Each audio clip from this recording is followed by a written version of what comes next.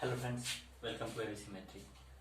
मैं हूं पिंटू सिंह। तो दोस्तों, आज हम लोग क्लास 10 एनसीईआरटी गणित का प्रश्नावली 5.3 में क्वेश्चन नंबर 19 को सॉल्व करने वाले। क्वेश्चन है, 200 लट्ठों को ढेरी के रूप में इस प्रकार रखा जाता है कि सबसे नीचे वाली पंक्ति में 20 लट्ठे, उससे अगले वाले पंक्ति में 19 लट्ठे, उससे अगली वाली पंक्ति में 18 लट्ठे।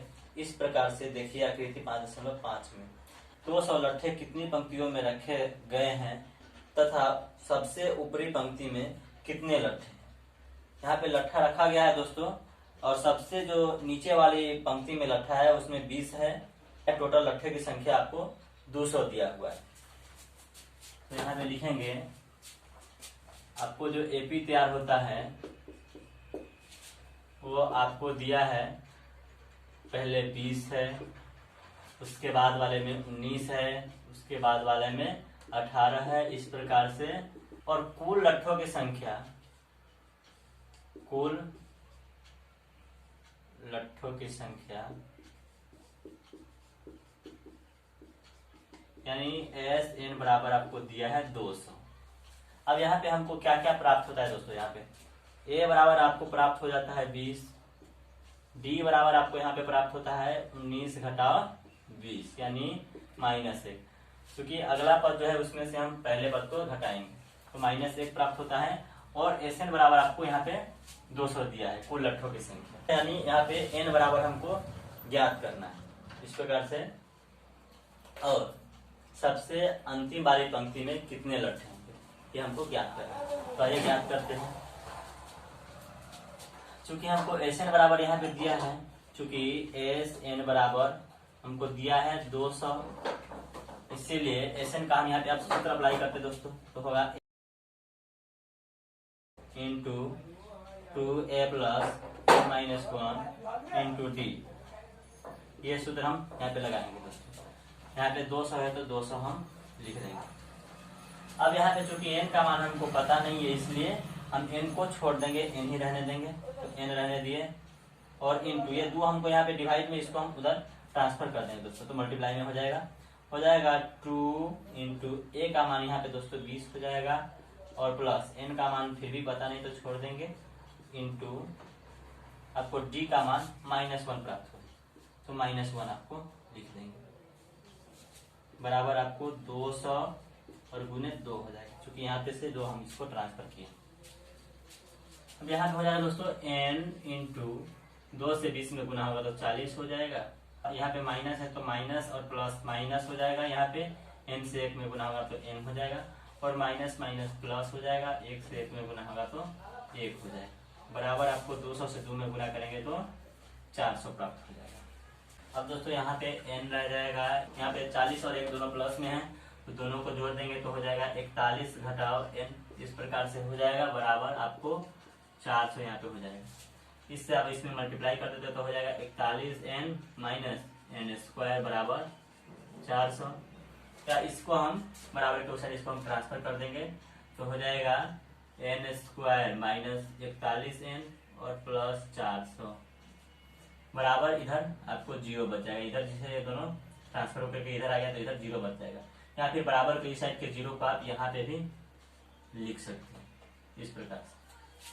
तो जो समीकरण हमारा द्विघात समीकरण बन रहा है वो आपको n स्क्वायर -41n और प्लस 400 बराबर आपको 0 बन रहा है इस प्रकार से।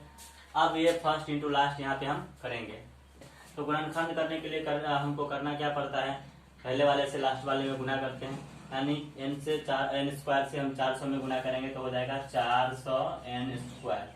अब इसका हम यहाँ पे खंड करते दोस्तों, तो हो जाएगा 2 से डिवाइड करेंगे तो 200n स्क्वायर आएगा, यहाँ फिर 2 से डिवाइड करेंगे तो 100n स्क्वायर आएगा, फिर 2 से डिवाइड करेंगे तो 50n स्क्वायर आएगा, फिर 2 से डिवाइड करेंगे तो 25n स्क्वायर आएगा। अब 5 से डिवाइड करेंगे तो 5n स्क्वायर हो जाएगा, फिर 5 से डिवाइड करेंगे तो n स्क्वायर हो जाएगा, और n से डिवाइड करेंगे तो n हो जाएगा। दोस्तों हम इसको कैसे मैनेज करें कि जोड़ने या घटाने पे हमको -41n प्राप्त हो, तो आइए मैनेज करते हैं। 2 दूना 4 दूना 8, 8 दूना 16 है ना, और 50 25, तो 16 और 25, 6 5 11, 2 1 3 1 4। दोस्तों यहाँ पे जोड़ने पर हमको 41n प्राप्त हो जा रहा है। तो हम एक n इसके साथ मैनेज कर देंगे और दूसरा n इसके साथ मैनेज कर देंगे, लेकिन हमको लाना क्या है, माइनस में 41n लाना है। तो एक प्लस के अंदर दो माइनस छुपे होते हैं, यानी एक बार माइनस आप इसको लिख देंगे और एक बार माइनस आप इसको लिख देंगे और मल्टीप्लाई कीजिएगा तो प्लस में 400n² हो जाएगा और जोड़ने पर माइनस 41n हो जाएगा। यहाँ पे हम लिख देंगे या n² minus 16n minus 25n और प्लस 400 बराबर 0। इस प्रकार से हमको यहाँ पे हो जाएगा। यहाँ पे दोस्तों दोनों में n कॉमन है तो हम n को कॉमन कर लेते हैं, तो यहाँ पे बच जाएगा n, यहाँ पे माइनस में 16 बच जाएगा। और दोस्तों यहाँ पे दोनों में माइनस 25 कॉमन, तो यहाँ पे n हो जाएगा और यहाँ पे माइनस 16 आपको बच जाएगा बराबर 0। तो यहाँ पे जो हमको निकलेगा वो दोनों बराबर है, तो n माइनस 16 बराबर 0 हो जाएगा एंड n माइनस 25 बराबर आपको यहाँ पे 0 हो जाएगा। यानी एक जगह पे n बराबर आपको 16 हो जाएगा और एक जगह पे n बराबर आपको 25 हो जाएगा। यहाँ पे दोनों में हमको दोनों पॉजिटिव आया है n का मान, तो इसमें से रियल कौन होगा वो हमको चेक करने के लिए an का मान हमको यहाँ पे ज्ञात करना पड़ेगा।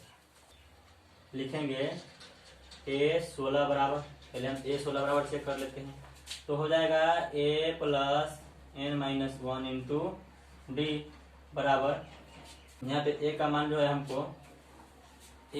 हमको यहाँ से 20 आ जाएगा तो 20 लिख देंगे, प्लस n के जगह पे यहाँ से 16 डाल देंगे तो 16 घटाओ 1 गुने d का मान माइनस 1 प्राप्त हो, लिख देंगे 20 और प्लस 16 में से 1 घटेगा तो 15 हो जाएगा गुने माइनस 1, यानी आपको 20 और प्लस माइनस 15 से 1 में गुना होगा तो 15 ही होगा।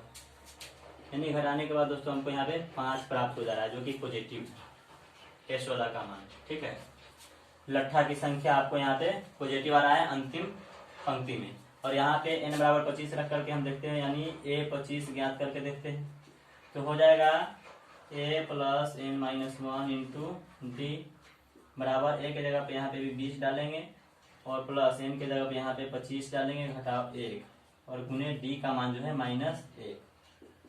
यहाँ पे हो जाएगा 20 और प्लस 25 में से 1 हटेगा तो 24 हो जाएगा घटाओ 1 गुना बराबर 20 और प्लस माइनस 24 से 1 में गुना होगा तो 24 हो जाएगा।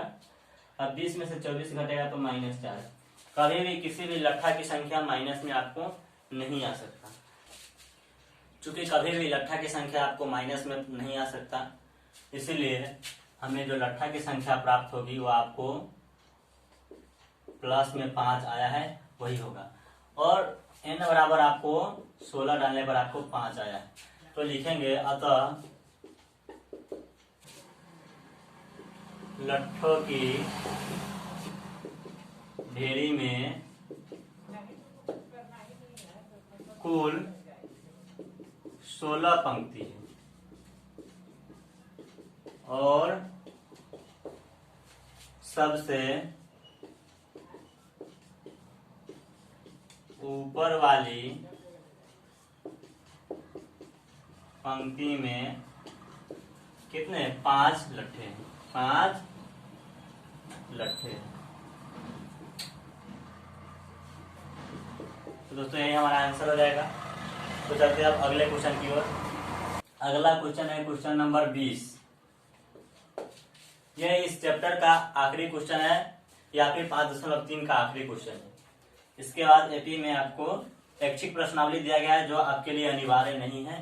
तो क्वेश्चन है, एक आलू दौर में प्रारंभिक स्थान पर एक बाल्टी रखी हुई है जो पहले आलू से 5 मीटर की दूरी पर है तथा अन्य आलुओं को एक सीधी रेखा में परस्पर 3 मीटर की दूरियों पर रखा गया है। इस रेखा पर 10 आलू रखे गए हैं। देखिए आकृति 5.6।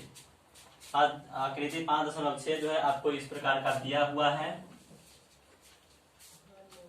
यहाँ पे एक बाल्टी दिया हुआ है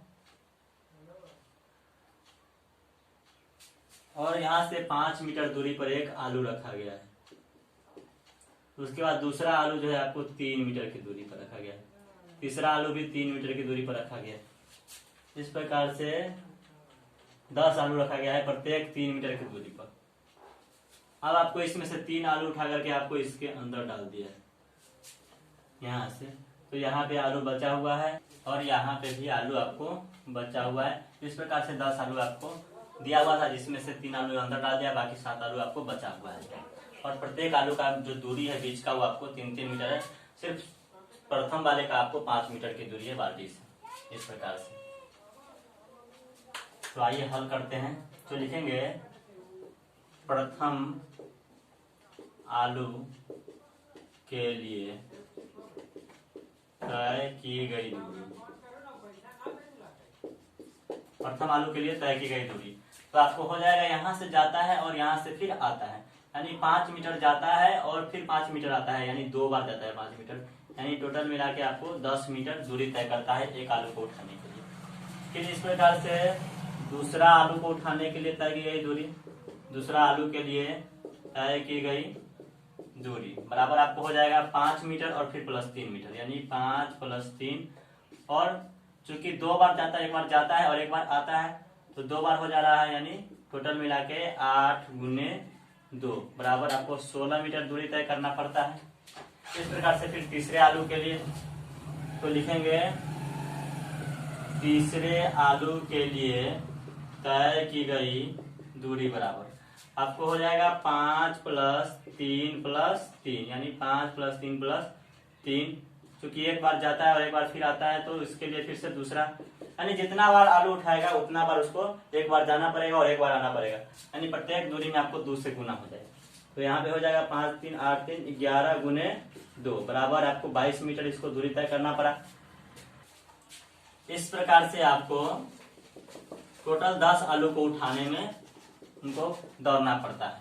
तो लिखेंगे 10 तक।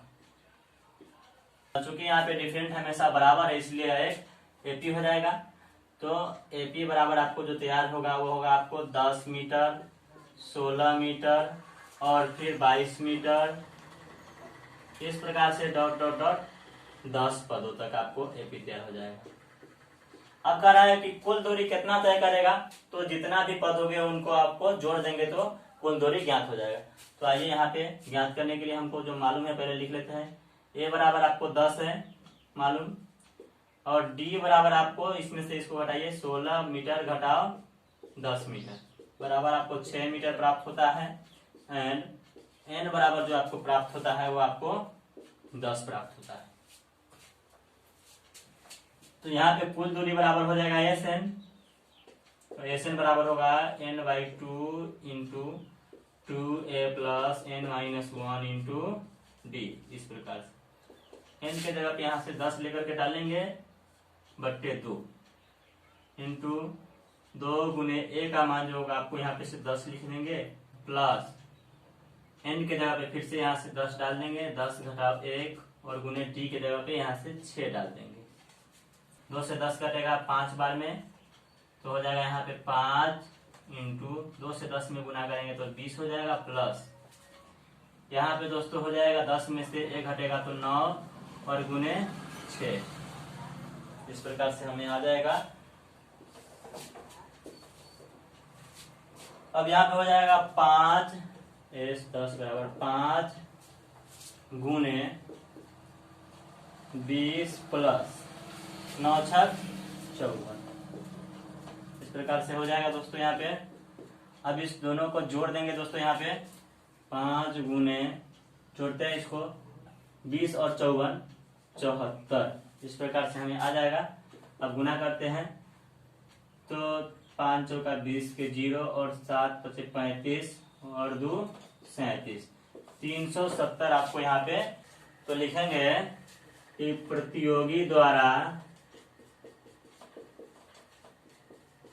10 आलू को बाल्टी में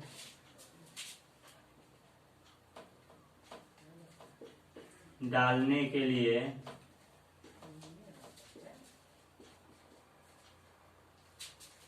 कुल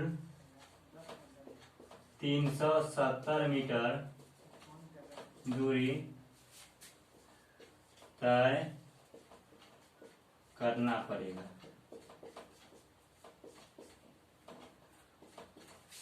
तो दोस्तों यही हमारा आंसर हो जाएगा।